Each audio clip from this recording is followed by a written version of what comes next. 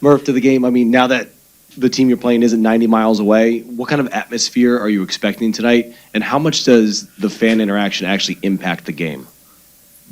Well, like I said, I was really, really like shocked when we went to Wrigley how impactful that was. I thought on the game. I thought they were incredible. Now, I'm not taking a shot at our fans because I get to see that all the time, and they do make a difference. This season, the fans have made a difference. There's no question, and that's important. But seeing what I saw in Wrigley Field, that was an incredible environment, home field environment. And then you throw in the wind and the ivy and the brick wall and the basket and just how tough it is. It's right on top of you, and it's a tough place to play. Tough place to play. So, yeah, the environments matter. And what am I expecting tonight? I expect our fans to show up. And everybody wants to see the Dodgers play. They're, have some of the biggest stars in the game. And really, I mean, some of the biggest stars in the game. And look at this room. This room, not too many seats open. So if it was the Brewers and the, Biloxi Shuckers, you wouldn't have a full room. You know what I mean? So the Dodgers bring it. Where's Mario been? He just works for you guys? Is he going to be around anymore? Because I want to be able to. Really? You think he'd be at the games? Yeah, would you ask him? Because I want to give him something. He was a trooper for the season. I have a little gift for him. Let's go to Steve, second row. Hey, Steve. When Abner was in here, he was talking about one of the differences when he was hurt last year and the stuff he went through. He kind of learned to become a more disciplined pitcher. What's the difference you've seen in him now versus maybe last year, a couple of years ago when you were cooking? Yeah, I think Abner has realized, I think he has matured, but I think he realizes we love him. You know what I mean? And I think for some people, it's hard to accept that love. You know what I mean? And he realizes this team loves me, needs me, and accepts me. With all my antics or whatever it is, they love me, they accept me, they need me. That's a great place to be, like where you have great worth with your team and you have value. God, that's a great feeling, man. And I want that for our players to know that all of them have that place and value. That's kind of cool, especially when these players haven't played for a long time. So it adds to the fabric. Great question, and by the way, Steve, your best of the year.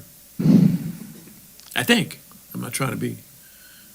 I don't know how to evaluate because I don't really know. Let's go to Jesse. Thought I'd say it. Far right in the third row. Hey, Murph. Hey, Jess. I know Ashby can go more than one inning, but in general, is there something you like or the organization has begun to like about an opener besides getting through the first inning? In other words, taking pressure off a young starter like Priester or Mizorowski. Is there something you've kind of grown into liking about it? Yeah, I mean, one is it makes the other team make a choice. Do you want to bat those guys there? And we're going to get, a leverage matchup early on. It's important. You saw what the first inning meant to the series, last series. But I do think there's also a little softer landing for a rookie pitcher. I'm not sure those factors are that big, but it's basically now the starter may not, the true starter may not have to face those, opposite hand sluggers more than twice, Because we all know the number's about 3 times around. But it's case by case. You remember the game that this kid threw in Tampa? They took him out, whatever. You know what I mean? It's none of my business. I wasn't in on it, so I don't know all the particulars. But I remember watching that game, and I remember watching the other dugout. When they took this kid out, everybody went, thank God. I don't care who else is coming in, So, there's something to it. Let's go to Kurt in the third row.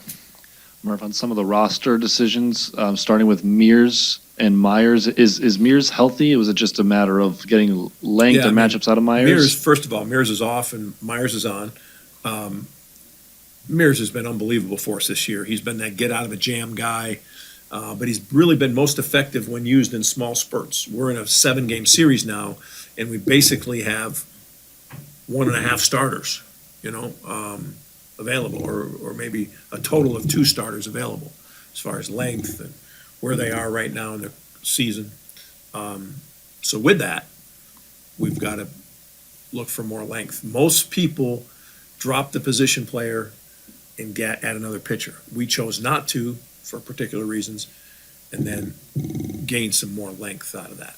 And then on the left-handed side, just the decision to stick with Gasser instead of Rob Z and DL as the other options there. Yeah, those are all big discussions. Rob Z, again, short increments, right? They're not going to they go 1-4-7 with their deal. We've done that all year, right? 1-4-7 with our 3 lefties. So they do 1-4-7 mostly. So the Rob Z thing, you're going to get 2 bad matchups. And if they were to ever hit for Muncy, you might get 0 matchups. So that was that. Any short, and I don't mean short, I mean, he's a 1-inning guy. All right. Whereas Gasser and DL Hall can extend. Gasser especially can get out to 55, 60 pitches. DL hasn't been stretched out that far recently. And we made the decision to go with Gasser. Adam, second row. Murph, on a scale of 0% to 100%, would you share with us the odds? You love this inside information. You'd love it. I mean, we The should odds- just have you in the office and just give you all our forms so you can be part of the whole thing. Great. Well, jump in there. The odds Priester pitches tonight for what that would mean for the rest of the series, his Yeah. availability. I think the odds of Priester throwing today is about 73%. Let's go to Jack. 71%. Row in the middle. Murph, when you guys are, Sport coach, Jack? yeah, went Really? really fancy today. Really? Yeah. Nice. Why Do you- not last week? Do you like it? I didn't see the whole ensemble. You know what I mean? Why don't you get up? It's not too Get up, crazy. Jack. I gotta Get stand up. Jack. Do you want me to turn around too? We got jeans on? No. Those are like pants or sweats? They're like, Oh, you got a belt on. You got a belt they're on. like dress pants, yeah. Nice, Jack. I like it. Those are not dress pants. They're not? I Girl, consider I them love you dressy calling them enough. out just like that. That's so beautiful. Those are like work pants, right? They're just like. Hang around in the house. Oh, now you're taking shots at Milwaukee. See the riffraff you bring with you, you know what I'm saying? You bring a couple of New Yorkers in here and you got riffraff calling out other people. This nice woman was just trying to give him some fashion tips for his future. How old are you, Jack? 23. You just helped this guy. I know. You know what I'm saying? I can take that with me now, thank you. What was my question? I shook you up a little bit, I get it. When you guys are making the decision to roll the lefty out against some of those guys at the top as an opener, what is it about Ashby specifically that has made him that best fit for you guys, or makes you think he's that best fit Yeah. over some other lefties like Koenig or Gasser? Yeah. It's good. It's a great question too. Ashby's done it. He's done it recently. I think I like Koenig more at the end, his versatility, even his length, really. Ash has been used a lot. So do we go Ash 1 inning, and do we go through Muncy? That's the other thought. So I don't know. Is Ash better against righties a little bit with the sinker? And who knows? That goes into it. We'll stay here in the third row. Hi, how you doing? Hi. Oh, yesterday you talked about Otani. Dice K, right? Yeah, Dice K. Yeah. See how I remember that? Yeah. Good split, right? Right, yeah. Dice K. You don't throw much anymore? Right. Yeah, your pronunciation is great. So, right. Yesterday you talked about Otani as a pitcher, but how are you going to neutralize Otani as a hitter? I mean, Phillies used a bunch of lefties, and he's struggling a little bit. So that's going to be the key for you guys. Well, I think most people struggle against Sanchez, Luzardo, and Suarez. Those guys are really, really good. really good. So I don't consider Otani struggling. I don't, it's baseball. You can go through 30 at-bats or 50 at-bats and not put up the same numbers and maybe be hitting the ball hard or whatever, but I don't have Otani struggling. But I want to throw lefties again whenever we can. It's always harder for a lot of those lefties to face lefties that are throwing 95 and above and sinkers into them. So, I mean, the way you do it, right? Here's how you beat every great hitter. Babe Ruth, you pitch the same way. Hard in here as you can, right? And then it opens up over there sometimes. And do you double up in here or maybe not? Or do you open up breaking ball because he's looking for it in here? It's a little cat and mouse thing. And that's what we'll do. Let's go straight up to the top row. Murph, at the end of last series, you shouted out the coaching staff. A couple of guys that are kind of on the bottom of the coaching staff ladder, Christian Correa and Adam Weissenberger, the bullpen catchers. How important are they to Oh, yeah. what you're trying to do? Yeah, that whole position, bullpen catcher, is not like the old days where all he did was catching the pen. Now they're involved in scouting reports. They're involved in all sorts of things. We have another one, Tyler Duvall, who's involved with the front office. But those guys, Wise is caught in our system, and we've known him for a while. He's been with us for a number of years, and they have catch partners that's very important to the pitchers. They're involved in the pen. They understand the guy's stuff. They understand their routine. They're very, very important. It's like a caddy in golf, very important. Let's go all the way to the right in the third row. Andy. Just in trusting Ashby to open tonight, how do you weigh the guy he has been for so much of the year versus the way he pitched against the Cubs? Yeah, I mean, I think he pitched well against the Cubs. I mean, Bush hit a ground ball up the middle, and then he hit a guy in a bounce breaking ball. The three-run homer, they had his pitches, and Suzuki looked to first and saw the sign. It was a changeup and hit a high changeup, which is his third pitch.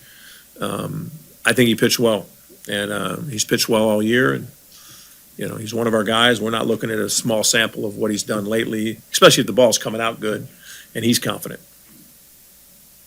Come over here to the left. Russell, second row. Russ. What's up, Murph? You guys like to be aggressive on the bases. That's kind of your game. You didn't have your first 2 stolen bases until that Game 5 against the Cubs. We had 3. They didn't give us one on the Yelich steal, but it's utterly ridiculous. I'll argue with anyone about that. I mean, that's a stolen base because they don't throw the ball. Why would you give Sal a steal then? Because they didn't make an attempt on Sal either, right? The other day when he left early, they didn't make an attempt on Sal, and you don't give Yelich that one for third. That's preposterous. There must be something in there. I'll call it 3, Murph. Let's say 3. All right, thank you. I feel so much better. In a series like this, how do you balance guys being aggressive and playing your game, but also not wanting to take away from big inning for those guys like Jackson and William and Yelly? Yeah, I mean, it's, what you got to think about is bases are really, really important, but they're not more important than outs. You know what I mean? So you got 27 outs to work with in the first 9. Like, you can't afford to make silly outs. But if the bag is there, if the bag is there, you got to take it, or you want that pitcher to be worried that you might take it. Because if he's thinking about he might take it, that might change how he executes that pitch. So the threat of the steal is real. It's real. And if I can get the third baseman to play on the grass for a right-handed hitter because he bunts, haven't I helped myself positioning-wise?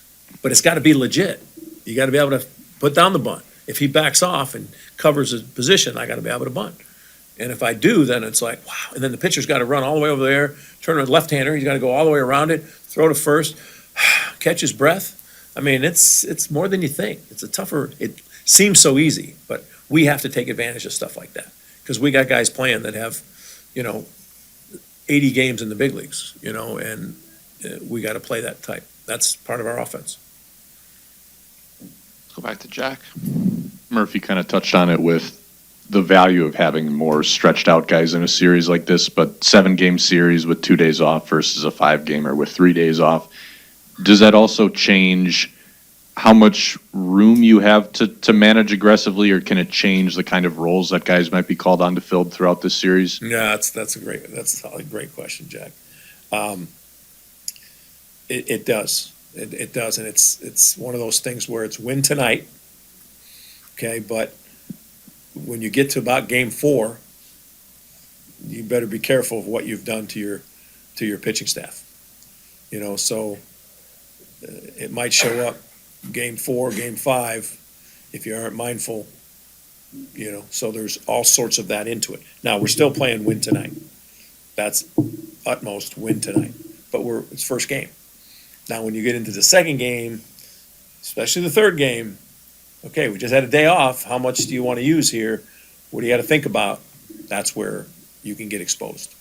Because now your thinking is, we're not playing win tonight. We're playing, hey, we got to pitch these guys because these guys are gassed. You know, we got to try to keep ourselves from that situation. Comes down to depth and quality of depth. All right, Murph, we'll take one more. Second row right in the middle. Murph, you talk a lot about the who in the room, and when it comes to Quinn Priester specifically, you know, what gives you the confidence to see how resilient he was, after the early season struggles, that he'll bounce back coming into this series? Yeah, there isn't a guy in that room that doesn't trust Quinn because they've watched him go through that very thing. You know, he came as a very unfinished product, and he's still unfinished product. I call him a rookie because he's never really pitched consistently like he has this year. When we got him, he had a few starts where like, oof, this guy needs some work. Maybe not. Maybe he's not ready. And he just stepped up.